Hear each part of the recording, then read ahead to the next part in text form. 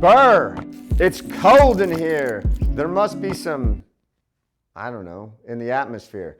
That's from one of the cheer movies. I don't know which one, but I watched it with my kids. So you got that down. But Burr, if it is cold in the water, bring it on. Bring it on. Thanks, Landon. He's the movie buff. Bring it on if you want to bring it on in your next race. And what was it? Toros? Yeah. Toros? I said, Burr! It's cold in here. I said there must be some toros in the atmosphere. But if it's cold in the water where you're swimming, you want to bring it on.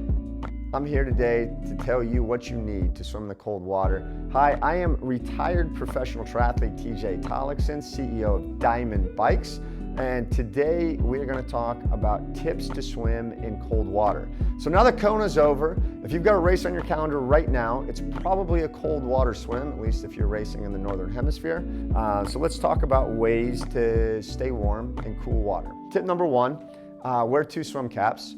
Okay, 2 swim caps is warmer than 1. Most of the heat that you lose will be from your head. So if you have 2 caps on, you'll stay warmer. The second tip is actually that you can make one of those swim caps a neoprene swim cap. It kind of looks like maybe your grandma's swim cap. It goes over your head and has a chin strap so it stays on. And then over the top of that is where you put your latex or silicone cap, and you could even triple cap it if you wanted to. I find I don't need the neoprene cap for anything in the 60s. In the 50s, I definitely want the neoprene cap. That's when it really hits me. Earplugs. Okay, so you get your cap, and the neoprene cap goes over your ears, but water can still come in and out. If you put earplugs in your ears, it actually keeps the cold water out of your ears, which then helps you feel warmer in the water. Don't do this just on race day. Please try this.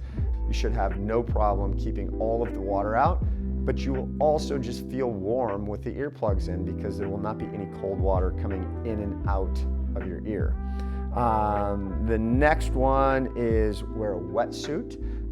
This should be a no-brainer, but not every wetsuit is created equal. If it's very cold, you should wear one with sleeves. If you don't have one with sleeves, there's this little bit of a hack where you can wear a sleeveless wetsuit and then wear sleeves from a wetsuit, so that some people do that so they still get the range of motion out of their shoulder. But you want to look for a wetsuit for cold water that is thick, has thick panels on it, but still has enough flexibility for your shoulders to move.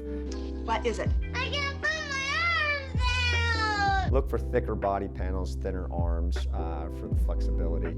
And if you need some real expert advice, you can call my friend Andy Potts and ask him about his latest tube wetsuit, and he'll let you try one out and see what you like the best. The next thing, 10 days before your cold water race, start taking cold showers, okay? Take a cold shower. I know this is painful. I know you don't like it, but you're trying to get your body used to being shocked by cold water. And you'll realize, just like a cold shower, when you jump in the water, it's gonna feel really painful for the first 60 seconds, and then you will relax a little bit and it won't feel so bad. You'll just get used to cold water running all over you. The other one that you need to do is you need to try to train yourself, actually get in and swim in cold water. For everybody, that's not possible. Let's say you're training for Ironman Arizona and you live in Australia, and so the water is not cold.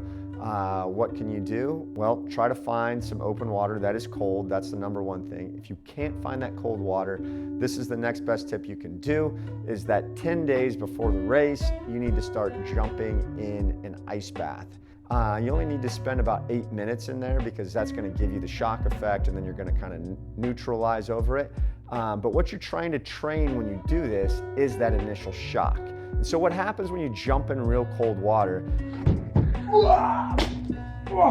is literally your body gets in a state of shock, and it's strange because you won't be able to breathe, right? So it's very natural to jump in and feel like you're having a panic attack that you can't breathe. And what's happening is that cold water then constricts your lungs and makes it very difficult for you to breathe.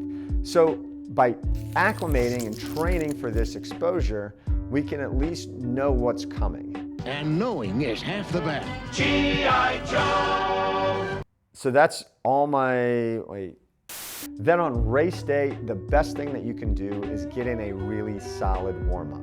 So on race day, you want to warm up, and I'm saying this is very important. I do not warm up in super cold water. If the water is 62 degrees or colder, I am not getting in the water and then getting back out and standing and waiting around sometimes a half hour, because it may be impossible for your body to ever warm up again.